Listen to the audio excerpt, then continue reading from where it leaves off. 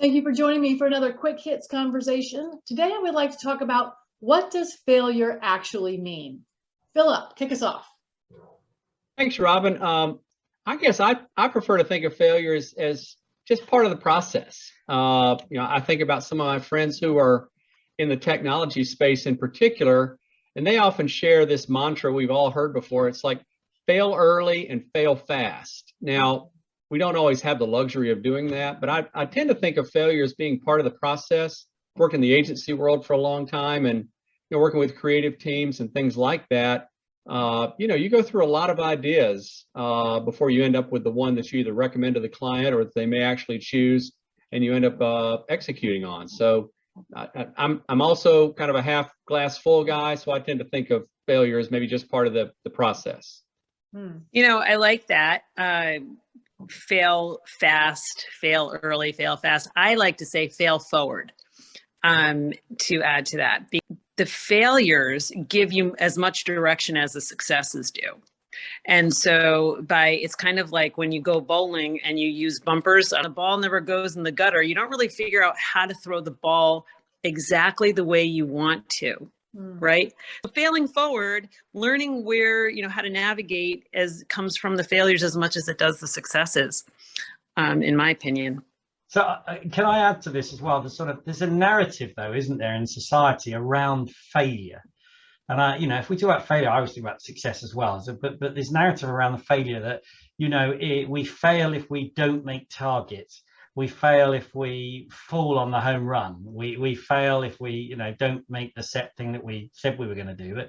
But how is it that word failures come about, and how do we see it as individuals? So, have I failed? And I always use this example in these talks, by stepping out the door and enjoying the day. Have I failed? I don't know. Is that for me to decide, or is that for somebody else to decide?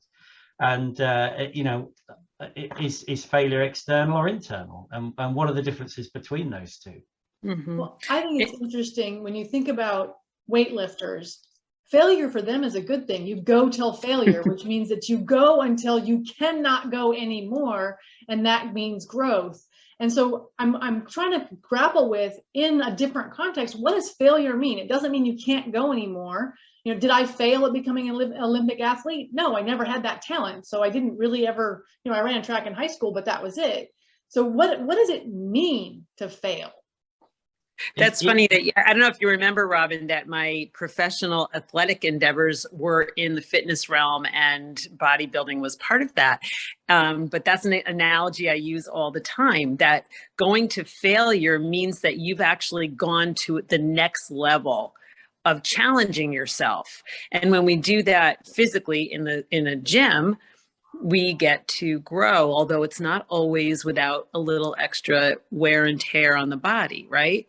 And so when we do that mentally, it may not feel so good, but we can reframe, we can use realistic optimism, not just yippee skippy optimism, but realistic optimism to find the growth spurt within that experience. How about another sports analogy? Think about, it's been credited, I think, two different ways, if memory serves, but Michael Jordan, basketball player, he said, you miss 100% of the shots you never take. And Gretzky. I've heard Wayne Gretzky say the same thing. And his other one is, Gretzky's other one is, he's always trying to skate to where the puck will be. So, some of that is, trying to look forward a little bit. And so if you're obsessed with the failure part of it without it being part of the process I mentioned earlier, I think you may miss on a great opportunity. So I'm wondering whether, here comes a hand grenade, I'm wondering whether failure is the tool of the ego to control the people. Ta-da! I was just going to go down that road of what makes it so hard for us to look at failure take enough time to look at the failure to figure out what we're supposed to learn from, right? Well, and that's, yeah, good. Sorry, I didn't mean to interrupt you, Ava. When I was in high school, I used to say that the biggest pressure that teenagers face was the pressure to be mediocre, because as long as you only try to do what you can do, you don't fail and nobody makes fun of you. But if you don't fail, you're mediocre always. Right. So what would a world without failure be like? Mediocre. Well, Do you mean that we didn't ever fail, or that failure wasn't a thing? Failure wasn't a thing. Of course we're going to fail. You know, we might set a target, I'm going to get to here and don't get there. But what if that wasn't a failure? It was just a redirection, or as they say in the painting world, it was a happy mistake, isn't it? Or, you know, what if failure was just an opportunity? You know, yeah. you know, what if we reworded our language? So instead of using the word failure, we said, oh, what we've got here is an opportunity. And we then go in that direction. I just wonder whether the word, because failure is not a word I would use. It's certainly not against somebody else. Maybe against myself. That's a whole different subject for another time.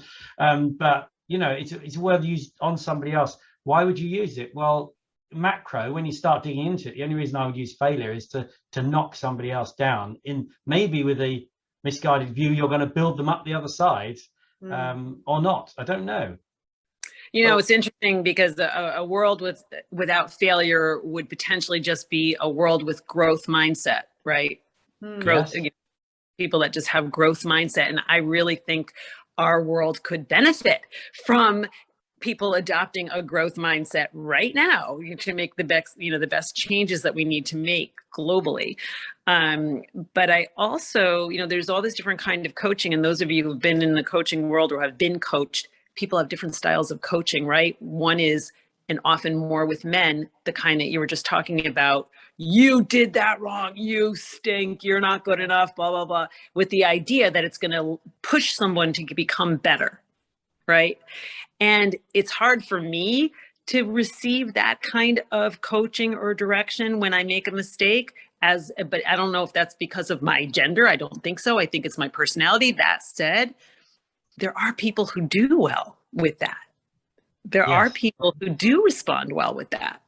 Well, and you look at the best coaches, back to that sports theme, which is permeating our whole conversation here. You know, the best coaches know how to motivate and how to encourage or dress down, what have you, different players on their team. I mean, you know, different strategies work for different people. One of the definitions I looked up, you know, for failure before we started this conversation was, you know, it's the absence or the lack of success.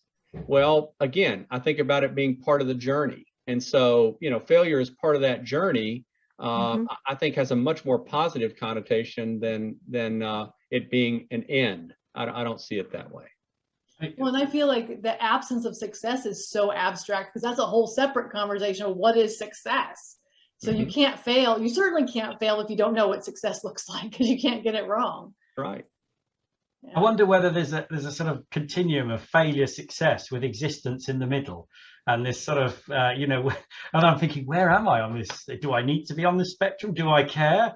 Or actually, would I rather be in a world where failure and success didn't exist, and that actually we just turned up and it was all okay and everything was good? And that's the difference between playing a finite game, like a sports game where everybody knows the rules and you know when it ends, and playing an infinite game like life. Like, you don't win or lose life. That's not a thing. You play it. It's an infinite game. And I think that that's a good point, Tim, that then you end up on a continuum of success and failure in any given moment. And let's go back to the sports analogy, which I haven't dived into yet, but I'm going to here, is that I struggle with it. I really struggle with it. You know, it's finite to be able to turn up on a football pitch, do 90 minutes or whatever it is, win, lose, don't win, don't lose. I struggle with that, particularly when every day when you wake up, you know, they're getting out of bed. That's a struggle, you know, and just sort of walking down the stairs and getting through life and dealing with the bills and the electrician who I've had today, you know, but none of that's as black and white as winning or losing in a game. And, you know, it's very easy to win or lose a game, come away, be a hero and be a failure. In life, it's not so easy, is it? And I always use the analogy of being mugged. You know, when somebody mugs you, you don't go immediately, I've been mugged. You go, what the hell just happened there? This is all a bit weird. It's only somebody comes over and says, have you been mugged? You go, oh, I've been mugged. Then suddenly it becomes clear. And I think that space where you don't know what's going on, that seems to be my life anyway. And I just think that, you know, we need to embrace that grayness. The black and white stuff's great, it exists, and it's really good for our souls, but we also need to embrace that gray space as well in this storyline of success and failure. Have I made I think any that's a great place for us to end it, because that is our 10 minutes. Thank you so much for that. Thank you for being here. I enjoyed it very much. I look forward to doing it again very soon.